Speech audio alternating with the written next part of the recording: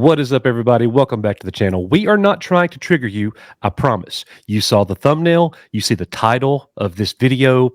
We are indeed talking about George Lucas, and we're going to lay maybe some things to rest. Me and Matt have discussed this, and, first of all, let me say this.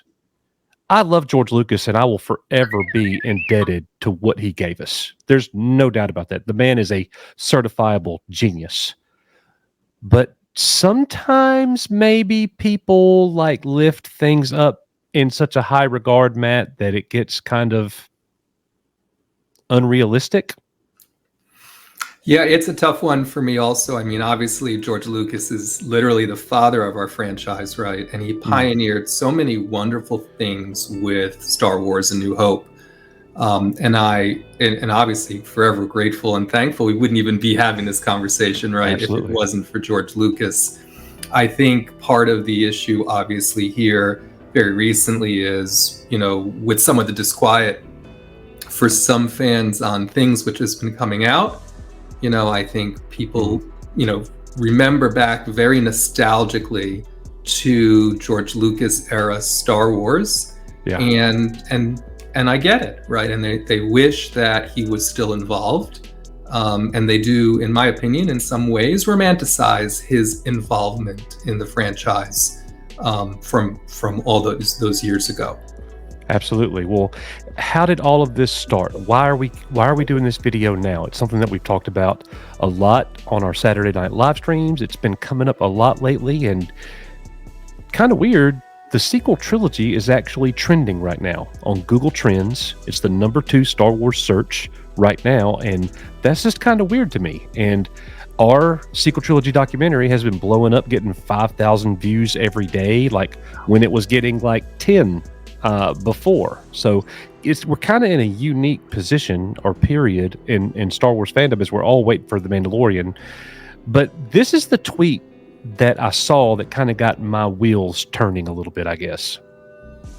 I saw this post on Facebook, and you see it there, The Last Jedi. I know that image right there triggers a lot of people, even myself, because I'm going to say this, I'm not a fan of the sequel trilogy. But we see this, it's not a meme, we see this image here of Luke Skywalker, Mark Hamill, and it says, the idea of Luke Skywalker living in a self-imposed exile following the betrayal of one of his students and being in a spiritually dark place actually came from George Lucas's outline of the sequel trilogy from 2012, before both J.J. Abrams and Rian Johnson were involved.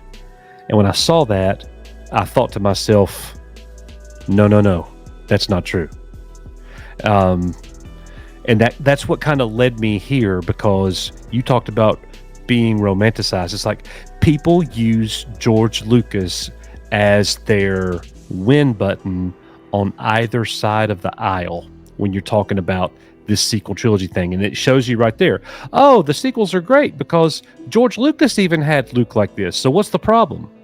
Well, that's not quite true. And if we want to speak on George Lucas, here's some things that we've learned about him over the past decades. But these things have kind of reemerged lately with Marcia Lucas being on the documentary.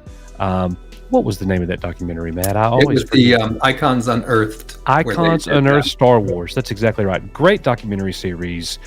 We got a lot of information from Marcia Lucas, and I love the lady. So starting right there with Marcia Lucas, Matt, a lot of people put George Lucas up on this pedestal, and George Lucas, first of all, could not have done what he did without an incredible team behind him with the original trilogy. That goes all the way through 1983's Return of the Jedi. And it starts kind of with his wife, Marcia Lucas, who talked him into not getting rid of the Force, talked him into letting Ben Kenobi die and come back as a Force ghost, talked him into Harrison Ford. She was instrumental behind the scenes, the pacing, the cutting of the film. I can't imagine watching it before Marcia got her hands on it. And another thing that we have learned, that Alan Dean Foster actually was the ghostwriter for the original Star Wars. Now, People have been talking about that basically for the past 20 years. George Lucas gave Alan Dean Foster a very short story, and Alan Dean Foster was then tasked with filling in all the gaps and making that story make sense. He did that. George Lucas used his novel, made a few tweaks here and there, but Alan Dean Foster did a tremendous amount for the story of Star Wars and what it was. And we're obviously talking about A New Hope there. And here's the ultimate thing for me, Matt, is that Star Wars, and I've said this a lot, Star Wars at the time, 1977 through 83, was like the perfect storm. It was the perfect mixture. You had George Lucas as the director of the first one. Not a great director by Hollywood standards, but he had Gary Kurtz helping along the way. He had as we already mentioned, Marshall Lucas. He had Dennis Muren and Phil Tippett and all of the special effects guys and everything going on. And then here comes John Williams, and then here comes Ben Burtt, and all of these people. Star Wars is when you mix, all of these things together, the visuals, the effects, the sound, the soundtrack, the acting, the pacing, the cutting, everything. It was the perfect storm. And so I would say to people, when you're looking at the original trilogy and you see the things that changed on a whim, he all of a sudden decides in Return of the Jedi that Luke and Leia were going to be brother and sister. He didn't know. He didn't know that in 1980 when the Empire Strikes Back came back. Some people, some casual fans will say, well, wait a minute, Yoda said there was another. He knew. He was like, no, not at the time he didn't. And that's on record. There's a whole lot of things. Darth Vader being his father, didn't know that until coming up to Empire Strikes Back. Yeah. So many things. And I'm not being critical there. But so many fans, Matt, act like George Lucas had all of these things planned out and everything. And when I read people's comments about the sequel trilogy, and don't get it twisted, I'm not defending the sequel trilogy, but people always go right to, well, they didn't have a plan. Neither did George Lucas. I mean, he might have had more of a plan. The difference in the two is, one, George Lucas had creative control the whole time. And two, Lucas makes better decisions under pressure than the new regime. They did not make good. I know that you like the sequel trilogy a lot more than I do, but I'm saying generally speaking, those folks did not make good decisions under pressure like Lucas did. And still, I'm talking George Lucas original trilogy. I've got my own gripes with the special edition and even the prequels. What do you say? I just gave you a whole lot. I know. I was like, there's so much to unpack there, right? I mean, I think for me, as far as A New Hope goes, right? I mean, they had all the energy and enthusiasm of a startup at that time, right? Literally in many different ways, right? From the special effects to just how all of it was being put together as literally groundbreaking and setting the stage and a precedent for movie making for years and years and years to come, right? So they did all that in A New Hope, and I think he wrote a story that was mostly self-contained, right? If you think about it, it was. You read about it too, mm-hmm. right? In some of the archives books that have come out and different things, he wrote A New Hope so that if there was never another one, story kind of done. Yeah. Right. And then it exploded and was such a huge success that I think he started to pull out those ideas he had and tried to start to crystallize, okay, how could we do some more here? Right. Sure. And then he has assembled a wonderful support staff to really take the reins for the most part on Empire Strikes Back. I wear my Empire Strikes Back shirt. Absolutely. All-star team. And how ironic is it, Matt, that the one movie in the original trilogy that George Lucas had the least to do with is considered the greatest of the three. It's a testament to the team that he built, and I think, and their investment in what he was doing. Now he did have to do some writing there, right? Of course. He was completely unfortunately the person, right, who the gal who screen wrote Empire Strikes Back, sadly she passed, right? And so Lee they had Brackett. to really redo all that again, right? And that's when Kasdan, I don't know how Kasdan right now, everyone says don't say Kasdan, but that's when Kasdan Sr. made an appearance, right? And things got shaped in a particular way, which you would argue gave us the movie that we love. Yeah. Right. And So again, but on your point, his involvement directorially in that movie was he didn't want to. No, and he didn't need to, because he had a master. Yeah. And it was, ironically speaking, it was his master, Irvin Yeah. Kershner. And Yeah. ironically, when Kershner was getting all of the praise, we found out this past year more than ever before, Lucas was extremely jealous and had some bitter feelings towards Kershner. Now, I think those feelings eventually dissipated, but for a time, he was very bitter about that. Another thing that I want to mention, a lot of people talk about how Lucas had given his story treatments to Disney, and Disney shut them down and came up with the sequels. And so many fans, and I'm one of them, are like, "Oh, you got Lucas's treatments. Why didn't you just do?" You know what I'm saying? Here's the thing, and I might be in the minority on this, but this is just my thought. We know what George Lucas's sequel trilogy was going to be about, and it's not about that garbage that I showed you guys earlier. His sequel trilogy was actually going to be the story of Leia and her offspring. That's what it was going to be about. If his story treatments were good, Disney would have used them. That's what I'm going to say. I'm going to say that if his story treatments were really good, they would have used them.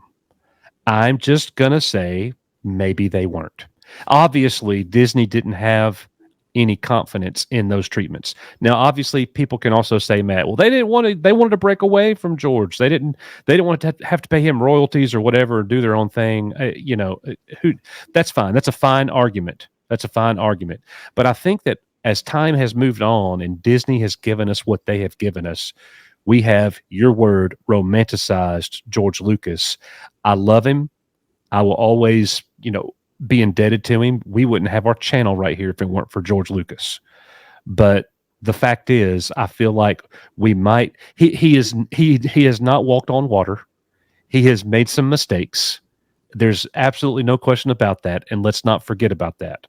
Let's move forward. Let's make sure we're voicing out what we want to see moving forward, and not wasting any time saying, "Oh, I hope George Lucas rebuys Star Wars." That's not happening. And, well, I was about to say I wouldn't want it to happen. That's not true. I would want it to happen. If he could buy it, I would say, after everything that I've said in this video, I would still say, buy it, George. Do it. Well, I think at 78 years young, right, yeah. I think the ship has sailed if he had an interest, right? And I've also said I wouldn't mind him coming back in more of an official capacity if he had an inclination and helping showrun something or direct something or do something that makes him more of an active part of the franchise, to maybe tell a story that he's been thinking about, right? Or that he would have liked to tell, right? There are parts of his sequel treatment, right? Maul is a crime lord, some of these things that, he had on his mind, that we've gotten bits and pieces of some of that. And people have reacted well to it, right? On your point, the cohesive stories and the different things he provided as complete treatment. I think if he was really emphatic at the sale and wrote something, as Robert Meyer Burnett says, it's not show friends, it's show business, right? You have to write it in, right? You have to explicitly write in, hey, I expect you to do something actively with these. But just reading about this again today, again, a lot of it comes from the archives book that Paul Duncan did in interviewing, right? And Lucas was like, I made the deal I wanted to make. I gave them what I wanted. I gave them my ideas. I thought they might use them. They didn't end up using them. It wasn't the direction they wanted to go. such is life, right? You know, and I would really like to know how much time, if any, he spends thinking about, you know, that deal and that treatment, and should he have done it, and should he have not have done it, and did he want to devote another 10 years to it? Since he's kind of become mostly quiet since that time period, I think he's doing exactly what he wanted to do, spending that time with his family, right? And just living his best retired life.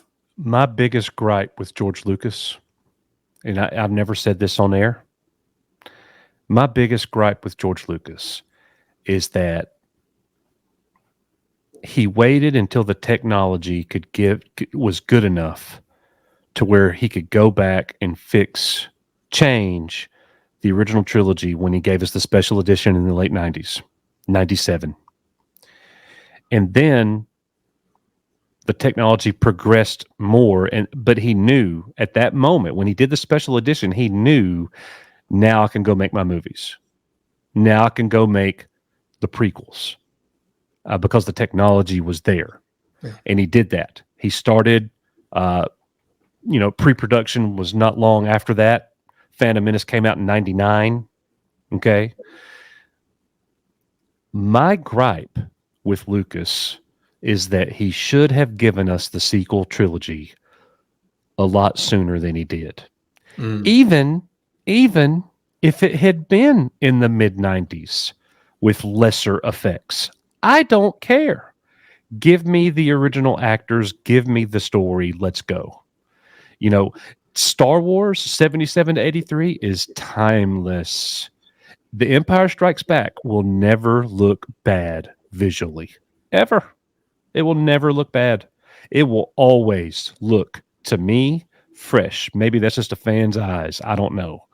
But that's how I see it. So that's my main gripe.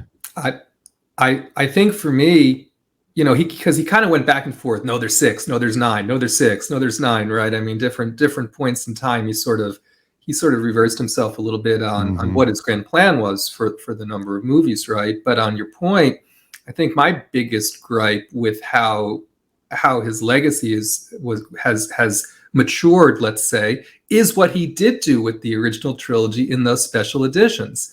My goodness, I wish we could, without having to go to other sources, right? I wish we could get the original theatrical versions of those movies on 4K next, you know what I mean? And again, people will argue, well, other people have done it, but I, you know what I want it pure, right? I want what we're never going to get, because he was so emphatic about, no, I've remade these movies now, given the ability to do so in the way I had always intended. So I don't want to show or have anyone be able to show the original theatrical versions, right? And for me, that's a very, very sad shame. I don't hate the special editions. My goodness, it's still the original trilogy.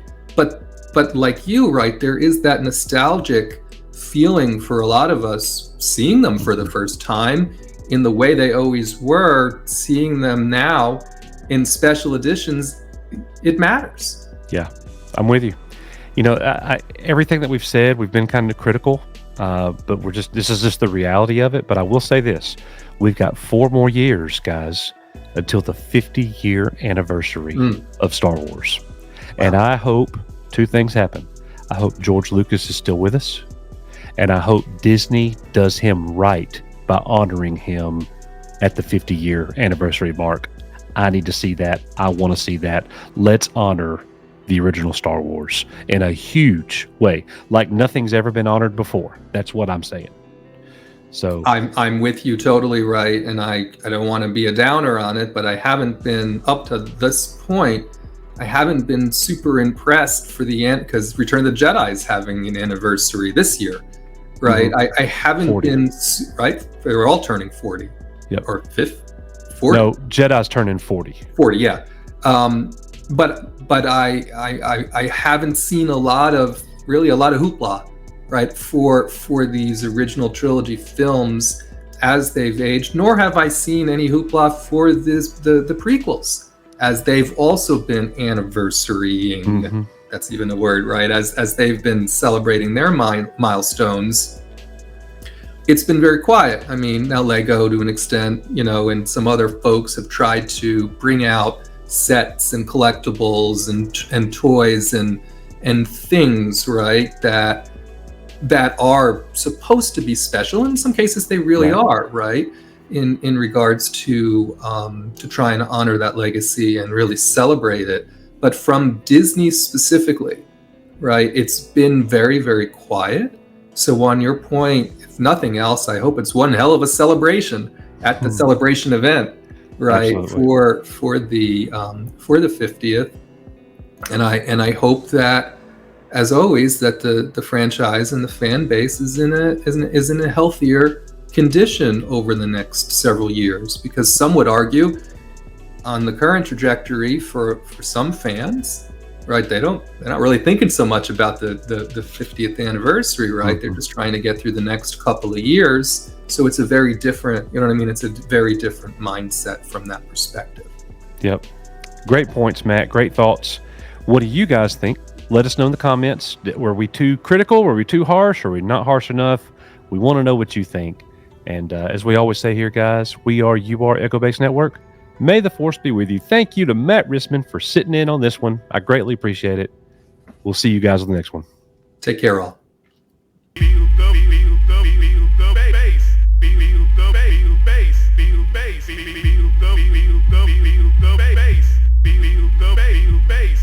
Bass.